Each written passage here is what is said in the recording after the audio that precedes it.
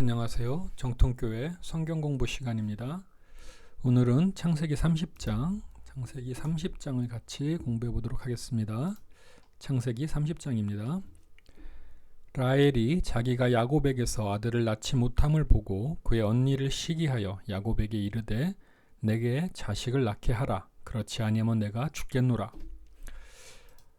야곱이 라헬에게 성을 내어 이르되 그대를 임신하지 못하게 하시는 이는 하나님이시니 내가 하나님을 대신하겠느냐. 여기서 우리가 그러면은 왜 라헬은 자식을 지금 레아는 언니는 4명을 낳았잖아요. 그 전장에서 우리가 4아들 그랬잖아요. 유다까지 4명을 낳았는데 왜 라헬은 임신하지 못했을까요? 하나님의 축복의 어떤 축번생? 번성하고 생번충이죠.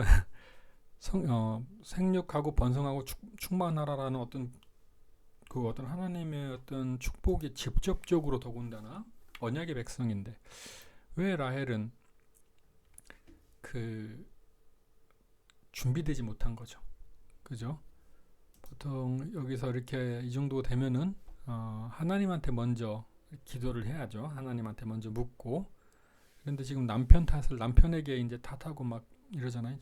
성도는 그런 것 같아요. 네. 무슨 일 있을 때 하나님한테 먼저 하나님한테 기도하고 그 다음에 이제 그 문제가 무엇인지 원인이 무엇인지 하나님이 이제 얘기를 해주실 거 아니에요. 내가 무엇이 문제인지 그런 것들을 하나님과 이렇게 좀 좁혀나가는 그런 어떤 사람들이 성도가 아닐까 생각합니다.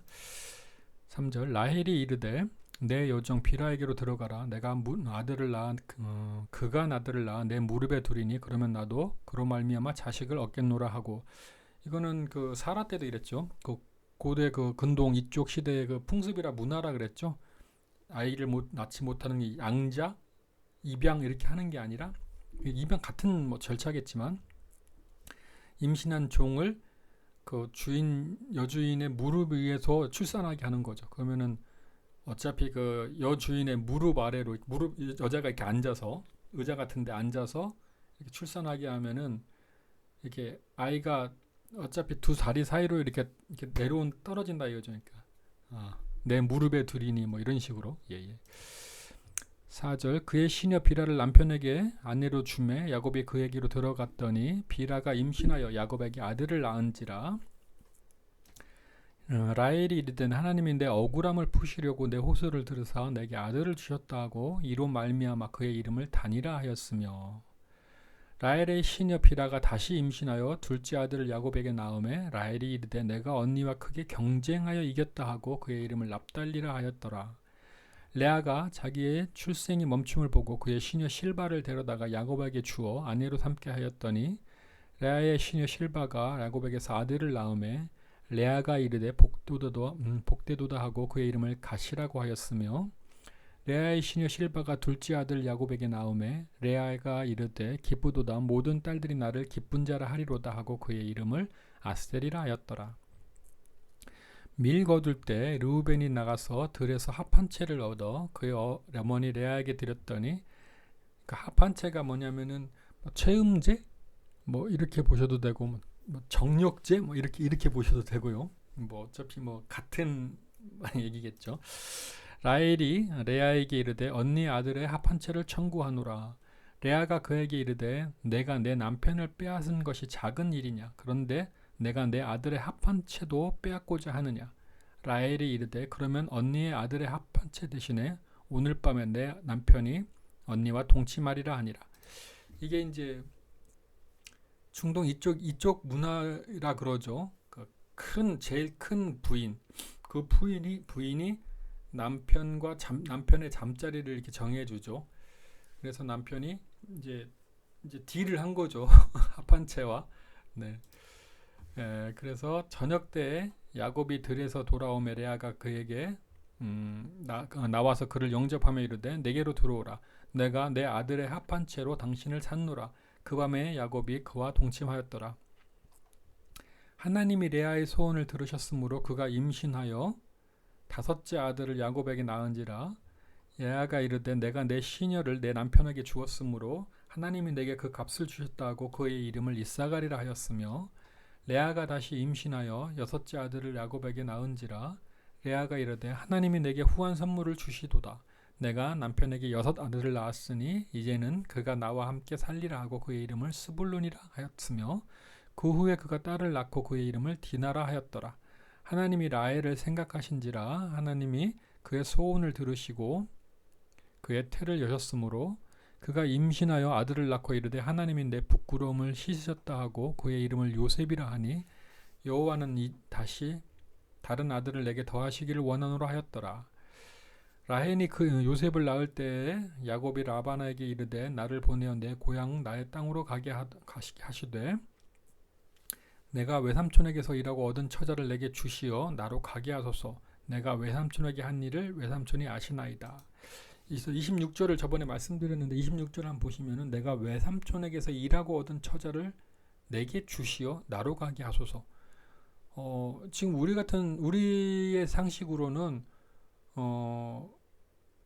야곱의 부인들이니까 야곱이 다 데리고 나가는 게 맞다고 생각되지만 이 당시에 그 문화는 저번에 그런 말씀을 드렸잖아요. 맨몸으로 와서 주인 쪽에서 부인을 주어서 자녀를 낳았다면 그 부인과 자녀는 주인 거라고요. 그러니까 이제 지금 야곱이 지금 그 얘기를 하는 거죠. 외삼촌에게서 일하고 얻은 처자를 내게 주시어 나로 가게 하소서. 내가 이제 이 얘기를 하는 거죠. 그러니까 라반이 그에게 이르되 여호와께서 너로 말미암아 내가 복 주신지를 내가 깨달았노니 내가 나를 사랑스럽게 여기거든 여기 그대로 있으라. 또 이르되 내 품속을 정하라. 내가 그것을 주리라. 여태까지는 품삯이 없었겠죠. 그죠? 왜냐하면은 첫 7년은 레아의 품삯이었고 후 7년은 라헬의 품삯이잖아요. 그러니까 일하는 걸 다 그 품삯으로 주는 거잖아요. 그러니까 지금 대충 맞지 않나요? 레아가 6 아들과 디나 딸을 낳았으니까. 이게 뭐 지금 그 12명의 아들들이 1년에 하나씩 낳은 건 아니죠. 여러 명이서 낳았으니까. 다만 레아 놓고 보면은 뭐 중간중간 뭐 이렇게 좀 시기가 떨어진 시기도 있겠지만 최소한 7년이라 이거죠. 6 아들과 한 딸, 디나 딸. 그러니까 7년 거의 이제 넘었다고 보는 거죠. 그러니까 이제 야곱도 내가 아버지 집으로 가겠다. 이제 내가 거의 7년이 차진 거라고 말씀드렸죠. 네. 여기서 이제 말하고 싶었던 게 이제 그건데 일단은 다음 계속 읽겠습니다. 29절 야곱이 그에게 이르되 내가 어떻게 외삼촌을 섬겼는지 어떻게 외삼촌의 가축을 쳤는지 외삼촌이 아시나이다. 내가 오기 전에는 외삼촌의 소유가 적더니 부자가 아니라 그랬죠. 번성하여 때를 이루었으니 내 발이 이르는 곳마다 여호와께서 외삼촌에게 복을 주셨나이다. 그러나 나는 언제 내 집을 세우리까? 이삭이 야곱한테 그 장자권 축복 뭐 이렇게 줄 때 제사권 축복 줄 때 별미 축복이었죠. 그때 줄 때 이제 그랬죠. 너를 축복하는 자 축복하고 너를 저주하는 자 저주하기를 원한다. 이렇게 그게 성도의 특권이죠. 그러니까 외삼촌이 소유가 재산이 적더니 야곱이로 말미암아 그 집 이렇게 부유하니까 외삼촌도 아는 거죠. 네. 그 성도는 그런 것 같습니다. 저도 이제 뭐 이제 생활을 하는 걸 이렇게 뒤돌아보면은 저도 막 경쟁에서 이기려고 그러고 남보다 앞서려고 그러고 높이 올라 그러고 남들 무시하고 그 내 주장을 이렇게 막 받아들이게 하려고 그러고 막 싸우고 시기하고 질투하고 막 이랬는데 지금 생각해 보면은 정말 많아진 것 같습니다. 참, 네. 신앙생활을 어렸을 때부터 했는데 좀 제대로 했어야 되는 건데 그러면은 저로 말미암아 많은 사람도 축복을 받고 저도 축복을 받고 이런 삶을 살았을 텐데 성경 공부도 제대로 안 하고 하나님의 어떤 그런 권세, 하나님의 능력, 하나님의 어떤 뜻 이런 것도 알지 못함으로 말미암아 제가 교회는 다니면서 세상 속에서 세상 사람과 다름없이 살았죠. 참 반성이 많이 됩니다. 네, 우리 모두는 좀 좀 이제 성경 공부를 좀 이렇게 하는 이렇게 성적을 또 하는 이유도 솔직히 그거거든요. 네, 이게 우리가 절대적으로 예배만 드려서는 절대적으로 네, 하나님의 뜻을 깨닫지 못합니다. 예, 그거는 뭐 제가 제 말이 이상한 게 아니라 예, 설교하고 교육하고는 그 어떤 목적이 틀립니다. 목적이 다릅니다. 네. 그래서 설교하고 교육하고는 조금 다른 거고 우리가 대위 명령에도 나와 있듯이 내가 분부한 모든 것들을 가르쳐 지키게 하라 이렇게 예수님께서 말씀하셨잖아요. 제자들에게 세계 만방으로 가서 가르치고 지키게 하기 위해서는 예, 교육적으로 가야죠. 교육적. 그래서 교육부가 참 중요한 것 같습니다. 31절 라반이 이르되 내가 무엇으로 내게 주랴 야곱이 이르되 외삼촌께서 내게 아무것도 주시지 않아도 나를 위하여 이 일을 행하시면 내가 다시 외삼촌의 양떼를 먹이고 지키리이다.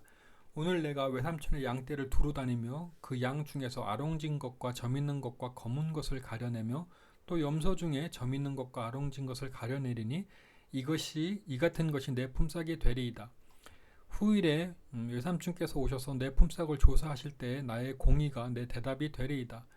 내게 혹시 염소 중 아롱지지 아니한 것이나 점이 없는 것이나 양 중에 검지 아니한 것이 있거든 다 도둑질한 것으로 인정하소서. 라반이 이르되 내가 내 말대로 하리라 하고 이거 이제 저도 이제 뭐 설교 듣고 공부하고 책에서 본 건데 제가 양을 쳐본 적은 없으니까 원래 이런 게 나오기가 더 힘들답니다. 흰 양 중에서는 점박이 검은 거 이런 양이 지금 굉장히 나오기가 힘들대요. 유전적으로요. 그러니까 이거는 뭐 더군다나 뭐 색칠할 것도 없는 어떻게 할 수가 없는 거잖아요. 그 당시에 딱 보면 아는 거니까 라반이 되게 좋아한 거죠. 제가 바보네 이런 식으로요. 네.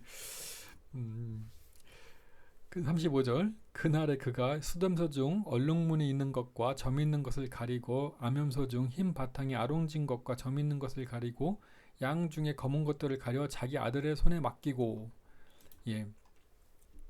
가만히 둬도 그 아까도 말했듯이 점박이 아롱진 거 이런 게 태어나기가 힘든데 이 라반이 제가 좋은 사람이 아니라고 말씀드렸잖아요. 그럼에도 불구하고 아예 씨를 빼앗아 가버리는 거잖아요. 씨를 말려버리는 거잖아요. 아롱진 거. 그러니까 흰 염소, 흰 양, 흰 염소? 염소가 흰 건 아닌 것 같은데 하여튼 네, 흰 양의 염소, 좋은 염소 이런 염소만 남겨둬 버리니까 더 아롱진 거, 점박이 이런 것들이 나오기 힘든 거잖아요. 그러니까 라반이 좀 악하죠. 네. 36절 자기와 야곱의 사이를 사흘길이 뜨게 하고 그렇죠. 또 혹시라도 야곱이 살짝 와가지고 이렇게 임신되게 해서 갈까봐 아롱진 것 검은 것들 사흘길이면 도저히 올 수가 없잖아요. 네, 그렇게 띄워놓고 야곱은 라반의 남은 때를 좋은 거겠죠. 흰 것, 뭐 순전한 것 이런 것들을 남겨놓고 가버린 거죠.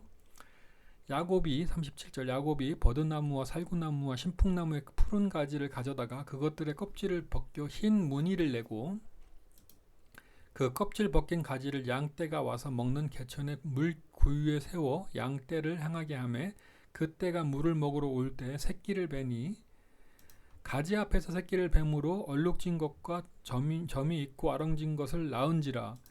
이게 뭐 말도 안 되는 소리죠. 말도 안 되는 소리인데요. 이게 말이 됩니다. 그러니까 뭐라 그럴까, 이게 미신적인 거잖아요. 어떻게 보면은 신적으로 이렇게 뭐 신을 빌미로 해가지고 뭐 부적 쓰는 것처럼 했으면 이게 미신적인 건데, 만약 그런 것이 아니라면은 야곱이 이게 미신적인 게 아니라 어떤 능력이 됩니다. 왜냐면은 이게 성도의 권세죠. 네. 이게 비록 제가 봤을 때 뭐 이런 나무까지 흔들고 이렇게 하지 않아도 하나님께서 말씀하셨거든요. 내가 너와 함께하리라.